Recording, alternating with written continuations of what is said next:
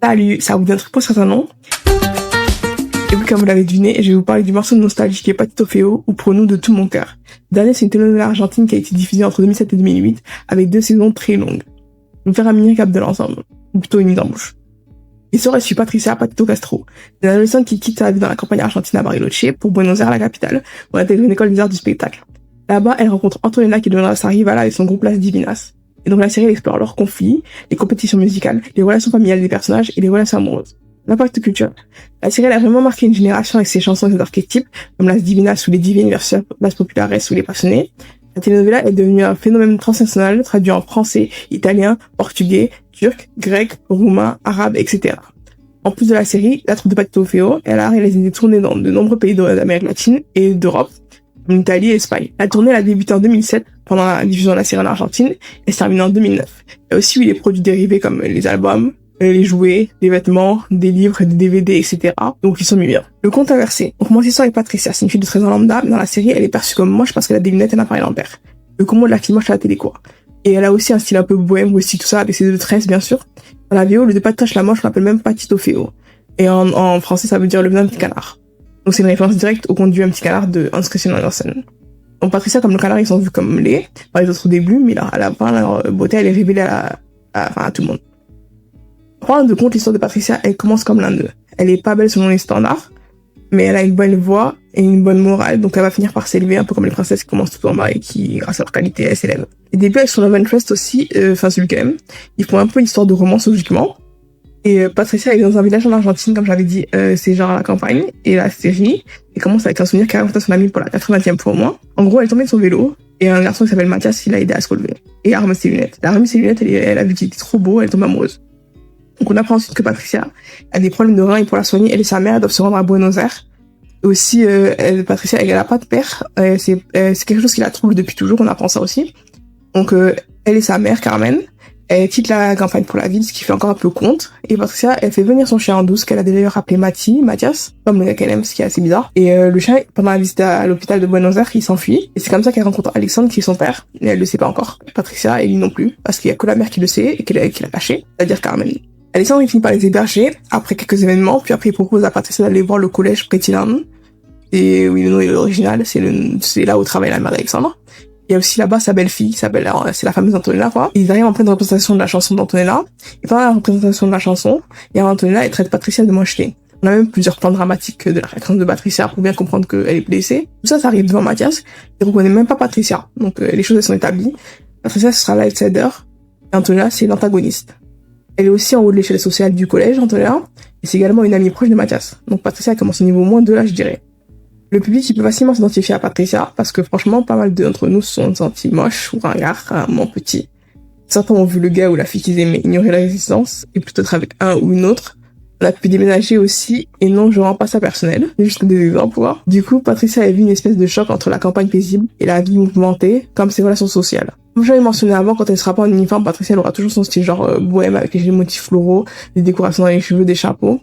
Il clash avec le style moderne d'Antonella, qui correspondait plus à celui du début des années 2000 et faisait penser à celui de Popstar. Dans la série, Patricia elle peut être naïve, morale, mais rarement au cœur d'histoire amoureuse malgré le fait que ce soit la protagoniste. Et justement, il y a l'épisode qui parle du fait que tout le monde vient de la voir pour servir dans une histoire de cœur, mais personne ne s'intéresse à elle. Malgré tout, elle reste attachante. Antonella, entre méchante et victime. Passons à Antonella. Dès le début, on voit son charisme et son potentiel de star, mais ça peut aussi être quelqu'un de méchant et de manipulateur. Par exemple, elle va trouver Mathias avec un nouvel élève du collège au cinéma. Elle dit même à Patricia un jour que, je paraphrase, elle lui est égale d'être vide ou d'avoir quelque chose à l'intérieur, parce que les gens et les garçons, ce qu'ils voient, c'est l'extérieur. Avec un extérieur comme le sien, elle aura jamais les problèmes que Patricia. Alors, ça claque un peu cette réplique, parce que le pire, c'est que c'est pas faux. On a une version série pour ados, mais en gros, elle parle du petit privilège. On avait peut-être entendu parler, mais je vais expliquer. Le petit privilège ou privilège de beauté, il désigne l'avantage social, professionnel et relationnel qu'une personne perçue comme physiquement attirante peut recevoir simplement en raison de son apparence. Un concept qui illustre comment les standards esthétiques, ils influencent la vie quotidienne et le traitement social souvent de manière inconsciente. Dans une étude menée par Langlois et ses collaborateurs en 2000 et publiée dans le Psychological Bulletin, les individus physiquement attirants sont souvent jugés plus favorablement que les individus moins attirants sur un ensemble de traits personnels, sociaux et professionnels. Par exemple, il y a des criminels qui ont des sentences moins longues parce qu'ils sont beaux. Donc en gros, les juges, ils peuvent se dire non, elle a pas la gueule de l'emploi, elle a pas pu faire ça, enfin voilà quoi. Un autre exemple célèbre du privilège de beauté dans un contexte judiciaire, c'est celui de Jeremy Mix. Alors en 2014, Jeremy Mix, il a été arrêté en Californie pour vol à main armée. Son mugshot, il a été publié sur la page Facebook de la police de Stockton. Et en quelques jours, la photo est devenue virale. On l'a surnommé Mix le hot convict, ou le détenu sexy. Des milliers de commentaires, ils se concentraient sur son physique, en ignorant ou en minimisant ses crimes. Pendant qu'il purgeait sa peine de 27 mois, Mix, il a signé un contrat de mannequinat avec une agence de mannequins. Et dès sa libération en 2017, il a commencé une carrière internationale de mannequin en défilant à la Fashion Week de New York. Il a eu un avantage professionnel qu'il a tiré uniquement de son apparence. On va en rajouter.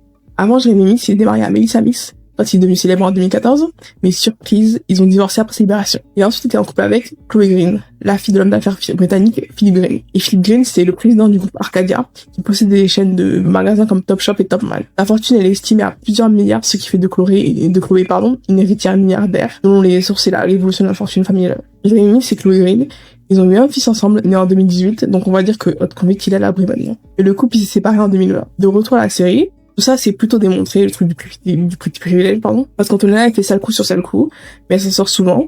Ok, pas forcément tout le temps parce qu'elle a un beau sourire, mais parce qu'elle a une certaine position, elle a atteint grâce à plusieurs choses, comme sa famille aidée par lui et Alexandre, sa relation avec Inès, la directrice de l'école, qui est la mère d'Alexandre, des connexions avec ceux qui l'admirent, en partie pour sa beauté. Justement, par rapport à ça, Patricia a dit que quand on est moins, je pense que ça va. Et comme j'avais mentionné, il y a le fait que le garçon s'intéresse que pour avoir accès à ses copines, pour avoir de l'aide pour avoir accès à ses copines. Pas pour elle, ce qui l'affecte encore plus au niveau de son estime d'elle-même, qui est déjà pas très haute selon la série. On la voit pas à cause de son apparence, on considère pas ce qu'elle est au-delà de ça. Mais Antonella, pour revenir à elle, elle est pas complètement froide non plus.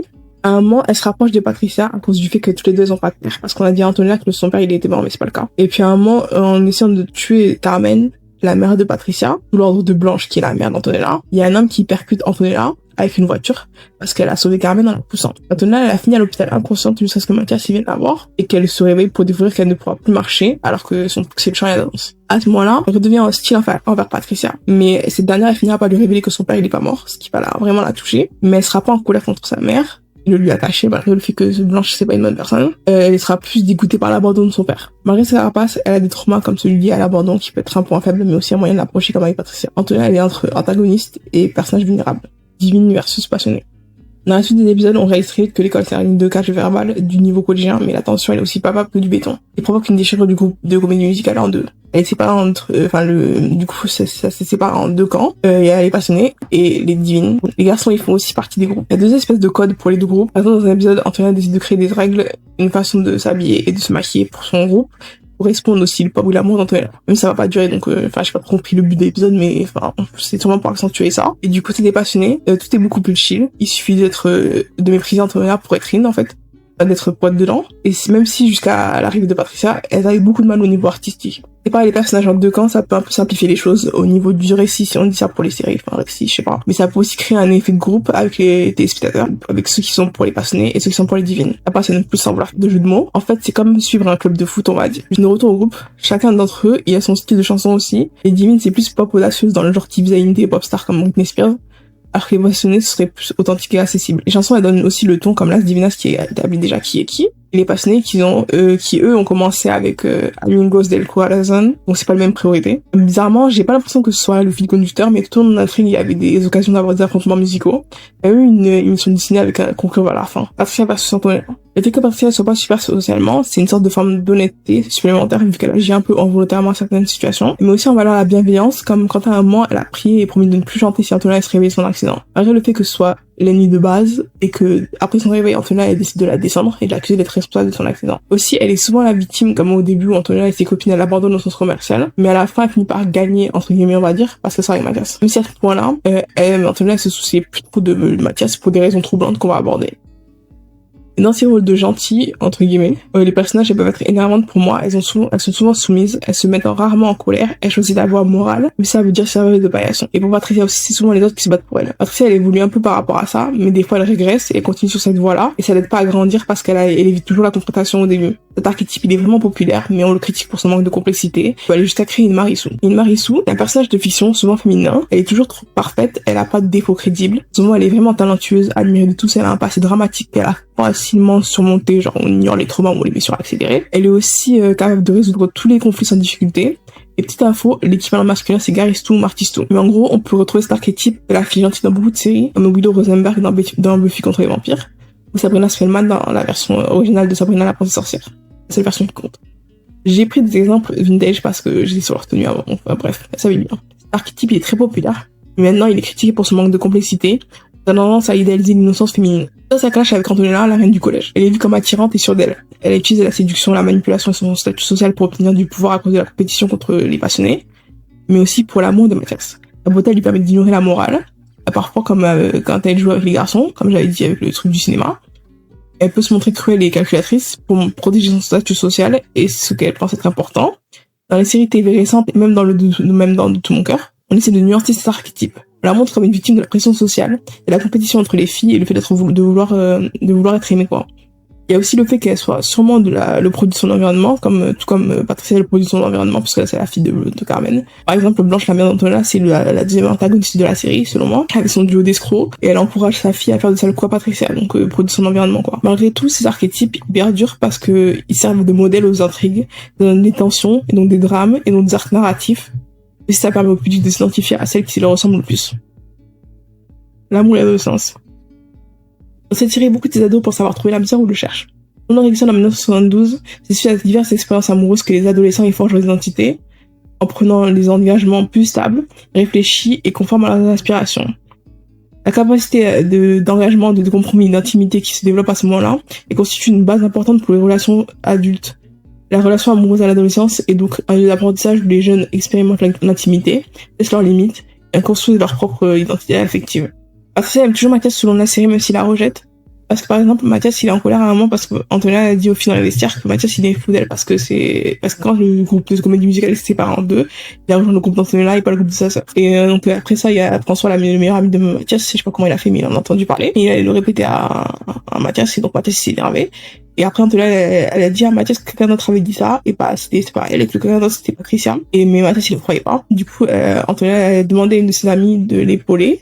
Et elle a rajouté, Patricia a aussi dit qu'il est stupide et chiant, qu'elle sait pas comment se débarrasser de lui. Du coup, Mathias, il est parti descendre Patricia, à cause de ça, avant de retrouver Antonella pour lui dire qu'il la croit, il est désolé, et ils sont embrassés pendant que Patricia les voyait, donc elle souffre beaucoup, elle, non-stop. Et donc, à un moment, justement après ça, Mathias, il a prétendu être en couple avec Patricia aussi. Pour une arrivée Antonella, il rendait Patricia confuse et surtout a fini par la blesser.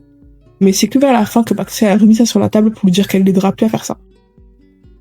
Donc vers la fin de la saison, Mathias se met enfin à aimer Patricia, mais le truc il est vraiment bizarre parce que il le dit à François, son meilleur ami, et le type il y croit pas, genre c'est un truc absurde, genre la fille c'est un monstre ou je sais pas quoi. Et le pire dans ça c'est que après Mathias il lui a répondu, moi aussi ça me perturbe.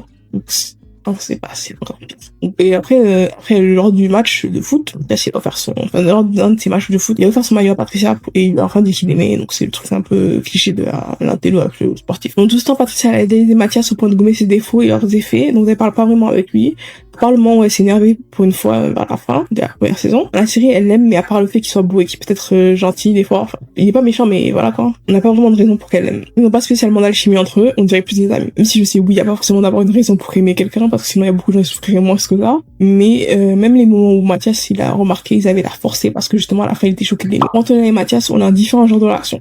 Au début, Antonella, elle aime Mathias, mais après ça, quand Patricia, elle arrive et qu'elle se met avec Mathias, Antonella, j'ai l'impression que ça devient plus une relation basée sur le fait que Patricia aime Mathias et qu'elle peut pas l'avoir parce que Antonella elle est avec lui. Justement, à un moment, quand elle devient amie avec Patricia, Antonella elle rompt avec Mathias sans sourciller pour préserver son amitié avec Patricia.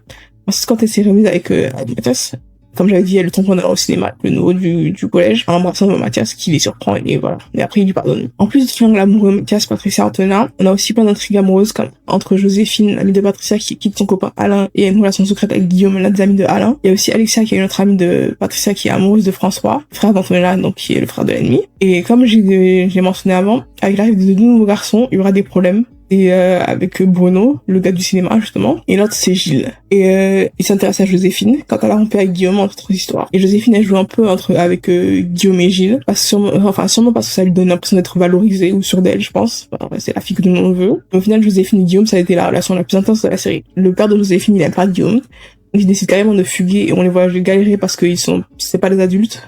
et ils réalisent qu'ils leur font un travail et un logement. Et ce genre d'amour, il est souvent intensifié par l'excitation de l'interdit, avec les épreuves qui rapprochent, du genre nous contre le reste du monde. Mais quand ils décident de rentrer, le père de Joséphine, il s'énerve à s'en rendre malade, donc Joséphine, elle va être rongée par la culpabilité, elle va aller jusqu'à s'inscrire dans un collège privé, dans un couvent, pour ne plus le voir, et, enfin, parce qu'elle aime trop, elle aime trop Guillaume, quoi, elle veut plus le voir. Elle décide de poser ses propres limites pour le bien de son père, qui est plutôt mature et altruiste, mais ça va pas durer. Après, une relation tendue, j'arrive pas à croire qu'on va dire ça, mais Antonella et son oncle, on va en parler.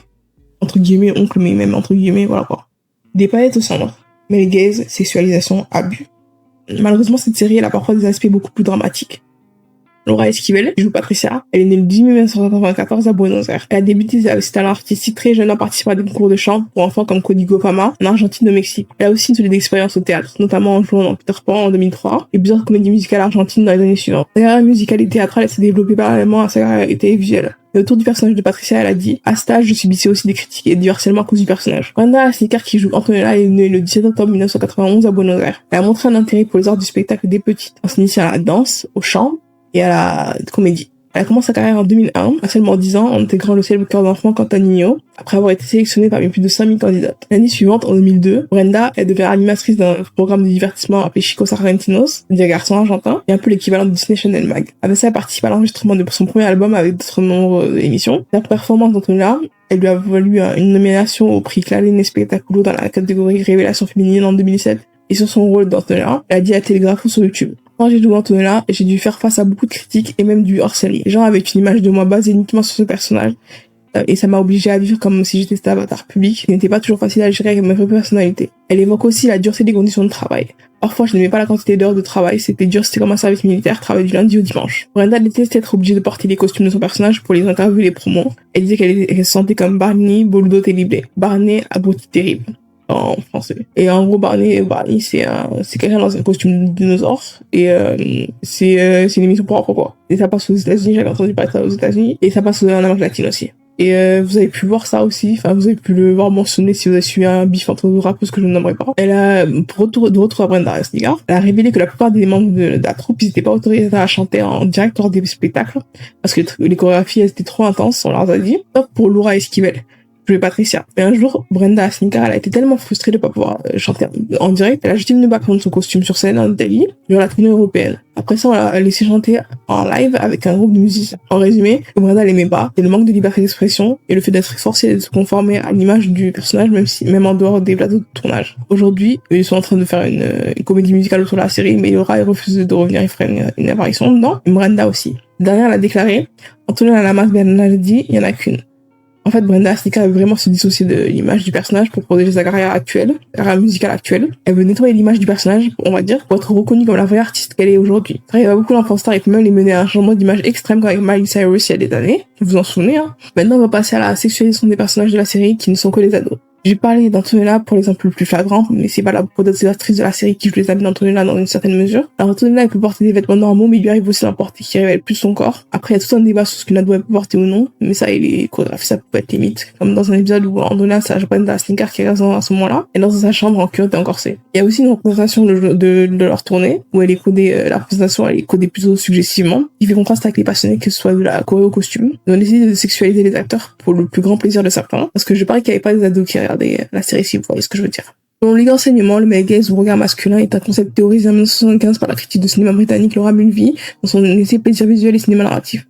Il désigne une imposition par la culture dominante, notamment à travers le cinéma, la publicité ou les médias, d'un point de vue masculin hétérosexuel, transforme les femmes en objets de désir. Dans ce regard, les femmes sont souvent présentées comme passives, vulnérables et destinées à satisfaire le plaisir visuel des hommes, qui sont des acteurs actifs de l'histoire. Ce concept souligne une asymétrie de pouvoir et une domination masculine dans les représentations culturelles. Dans le contexte des séries pour ados, le male gaze réduit la jeune fille à un objet sexuel destiné à être regardé et désiré. Souvent par des hommes plus âgés, ça influence la manière dont les adolescentes sont représentées dans les médias, la publicité et la culture populaire, en insistant sur leur apparence physique et sur leur sexualité supposée. Apparaît dans une série comme fameux exemple d'Euphoria. Je pense aussi qu'en plus du fait que ça leur revient moins cher, la plupart des acteurs de séries pour ados, ils sont adultes pour ne pas avoir de problème au niveau des accusations de pédophilie. Parce que, imagine, tu fais jouer de vrais ados dans Euphoria, avec certaines scènes qu'il y a des fois, donc ça peut être chaud. Et ça, il y en a qui seraient ravis, quoi. À travers ce male gaze, on représente vraiment Antonella comme la fille mid-sexy opposée à Patricia qui fait enfantine, ouais.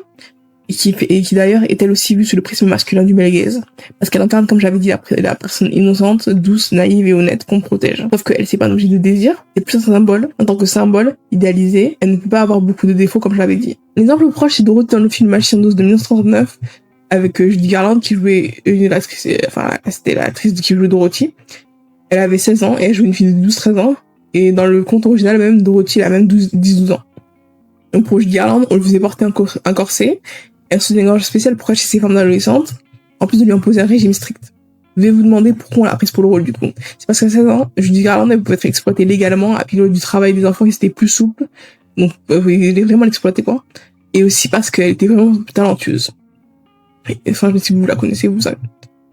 Pour De tout mon cœur et d'autres séries, certains pourront se dire, ça se trouve c'est des femmes qui écrivaient les rôles, donc le gaze à la poubelle. Donc oui c'est possible, mais la majorité des scénaristes dans l'audiovisuel est encore des hommes, et cette position de regard que le gaze, elle peut être adoptée par n'importe qui, peu importe le genre, parce que c'est un positionnement de pouvoir et de regard plus qu'un fait biologique. Justement, en parlant de cette sorte de manipulation, on va parler de l'arc problématique avec Nico, le faux oncle / agent Antonella. Alors Antonella, elle a 14 ans dans la série, 15 pour l'actrice Brenda Asnicar, et Nico, il a 25 ans pour l'acteur, et je crois que c'était 30 pour le perso, ou 31, je sais plus.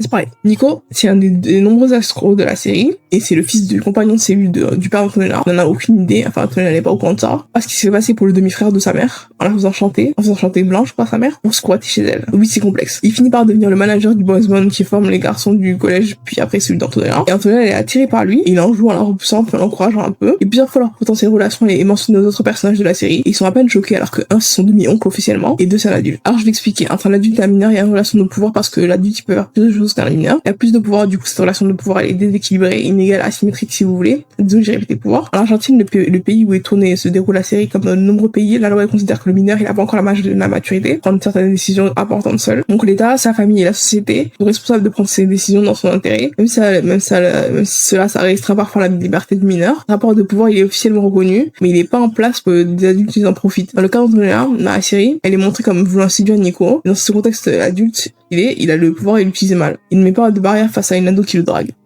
Antonella, elle voit ça comme de l'encouragement, un défi, et elle continue à son obsession inappropriée qui n'est même pas calmée par les autres gens qui sont autour d'elle dans la série. Normalise cette relation sous l'apparence d'un amour interdit. On le banalise, on le minimise comme un trou d'ado qui aime quelqu'un de plus vieux, genre il a fait son prof, son entraîneur, on va dire comme ça, qui est pas super. Donc dans cette série pour ados, on a introduit une dynamique de type prédateur, mais sous un pli de trapaillette, selon moi. Antonella, elle croit être dans une relation qu'elle a choisie, alors que Nico il profite de la situation. Alors qu'il sait très bien qu'elle n'est pas normale. Il lui dit plein de fois d'ailleurs. À l'époque, ça pouvait faire amour interdit. Aujourd'hui, c'est abus de confiance. La confiance que la mère d'Antonella elle place en lui et la confiance qu'Antonella elle place en lui d'une certaine façon. Comme la relation entre Harry et son prof dans la série pratique de la pardon. Et elle finit par se marier avec à la fin, je pense. Là, j'ai pas suivi, mais enfin, j'ai entendu parler. Donc, tu parles de grooming. Selon son innocence, le grooming est une technique de manipulation utilisée par un adulte pour établir une relation de confiance avec un mineur dans le but d'abus sexuel. Et pour prouver ce que je dis, dans un des derniers épisodes, Nico décide de sortir avec Antonella en secret, après l'avoir embrassé. J'ai cru halluciner la première fois que j'ai vu ça, je me suis appelé demandé si c'était légal. En Argentine, l'âge de consentement il est de 13 ans, sous certaines restrictions liées à une situation d'autorité ou de dépendance entre l'adulte et le mineur. Mais à 13 ans, comment tu peux avoir de problème d'autorité entre les deux personnes là? Mais j'ai vraiment l'impression que cette relation c'était un fantasme dégueu de je sais qui en a intégré à la série. Je sais qui travaille en backstage là, surtout en sachant que l'ambiance elle pouvait être toxique dans cet environnement. Par exemple, Brenda Asnicar à l'arrivée qu'elle a été victime de harcèlement sexuel d'un tracteur qui était majeur. Et il lui a dit à 6 ans, très en ligne, je veux te déflorer. À cet âge, elle a été flattée par ça. Mais à 27 ans, avec du recul, elle a dit que ses propos étaient inadmissibles et c'est le cas. Enfin, je dois parler de ces choses encore plus horribles qui arrivent avec la personne d'exemple que j'ai dû voir toute la série en sachant ce qu'il a fait. Surtout qu'on le montre comme une personne vraiment incroyable dans la série. C'est Juan D'Artes. Donc, pour vous à nouveau, si vous voulez pas parler de l'agression sexuelle, c'est le moment de partir. Alors, Juan D'Artes, c'est un acteur argentino-brésilien. Il est célèbre pour dans les séries télévisées destinées aux jeunes, ce qui me donne des soupçons. C'est choix de rôle. Ça m'étonne parfois. Dans De tout mon cœur, c'était Alexandre, le père de Patricia. En 2018, Thelma Fardin, l'actrice argentine qui jouait Joséphine, amie de Patricia, a publiquement accusé Juan D'Artes de l'avoir violée en 2009 alors qu'elle avait 16 ans. Il avait 44 ans lors d'une tournée pour De tout mon cœur. Vous pouvez en savoir plus en faisant vos propres recherches, mais j'ai pas rentré dans les détails par rapport à ce qui se passait. Dénonciation a déclenché une vague de témoignages en Argentine comme via le hashtag Mila como nos ponemos. Regarde dans quel état on se met. C'est basé sur la fameuse phrase des prédateurs, comme Thelma l'a dit, et je cite pas, c'est dans regarde dans quel état tu mets, la fameuse phrase qui sort là. Disons, regarde dans quel état on se met. On devient forte, unie face à la violence et ton impunité. Nous sommes ensemble, que justice soit faite. Le hashtag a rassemblé des centaines de femmes portant plainte contre les violences sexuelles dans le milieu artistique. Plusieurs autres actrices ont accusé d'Artes de harcèlement et d'abus aussi. La société argentine a été vraiment mobilisée sur ce scandale. En 2024, la justice brésilienne a condamné Juan D'Artes à 6 ans de prison pour viol sur mineurs. Donc franchement, c'est rien pour moi, mais les gens qui font ça en général, ils prennent pas grand chose. Et justement, la condamnation, elle a été une victoire du mouvement MeToo en Amérique latine, parce qu'au moins, ils l'ont condamné. Même si D'Artes, il a nié les faits, il peut faire appel. Emma Fardine a exprimé son soulagement en déclarant qu'elle voulait offrir une forme de réparation à cette enfant de 16 ans qu'elle était, ouvrir un avenir plus juste pour les filles adolescentes. De plus, Cali Olivero, elle jouait Emma, a affirmé avoir été victime de comportements abusifs de la part de Juan D'Artes, et Natalia Roncos, qui jouait Pia, et Anna Coachi, qui jouait Blanche. Elles ont également témoigné, ce qui a ajouté des accusations d'agression répétées. Il pouvait y avoir un vrai climat de peur sur ce plateau. Au final, malgré tout ce qui cache derrière le rideau dont on a dû parler, dont on doit parler, dont beaucoup de spectateurs se souviennent plus que notre truc précise, c'est comme pour notre enfance. On se souvenait surtout du ressenti. Aussi, il était possible d'avoir retourné là où l'envie d'être comme elle. Le faux est quand on arrive à voir le nouvel épisode à temps après un moment clé, quand on se mettait à chanter, danser, et se prendre la tête avec nos amis sur qui était le meilleur des deux groupes, de tirer la paix, chanter les mêmes paroles à des enfants de différents pays et créer des carrières, peut-être même des passions chez certains. Malgré tout ça a pu coûter, c'est devenu un souvenir ancré dans beaucoup d'enfance que nous ont donné ces gens passionnés. Merci d'avoir regardé ma vidéo jusqu'au bout. Justement, vous avez fait le chemin jusqu'ici, n'hésitez pas à lâcher un like ou un dislike, liberté d'expression, vous voyez. Et n'hésitez pas à commenter aussi, ça m'aide à m'améliorer si vous... Enfin, les commentaires, quoi. Et j'aime bien lire les commentaires aussi, pour savoir ce que vous pensez de la vidéo. Et abonnez-vous aussi, si vous aimez ce que je fais. Je fais des deep dives de ce genre, un peu.